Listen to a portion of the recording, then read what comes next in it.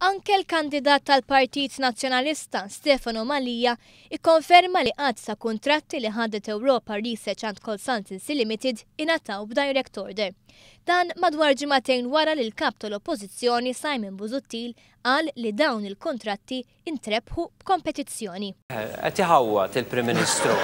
Ħafna Jekk jogħġobkom, qed iħawwad bejn kompetenza u bejn li tintażel wara kompetizzjoni.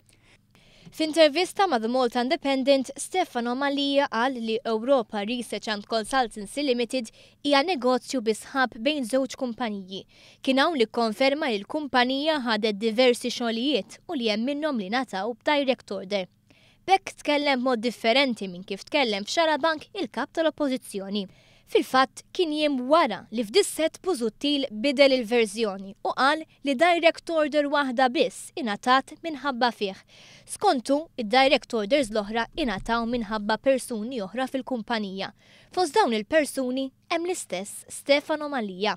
Mallia qal ukoll li dawn il-kuntratti ma kinux eżegwiti mill-kap tal-Oppożizzjoni Simon Busuttil u dan għaliex wara li sar membru tal-Parlament Ewropew, Busuttil ma baqax involut fl-operat tal-kumpanija.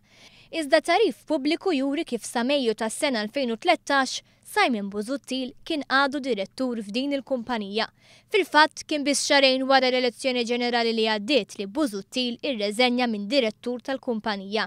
Bekk Europa Research Consultancy Limited baqgħet tieħu l-kuntratti anke meta Busuttil kien viċi kap. Sa issa sar magħruf li tul l-aħħar snin Europa Research Consultancy Services ħadet madwar €1,200,000 f'kuntratti.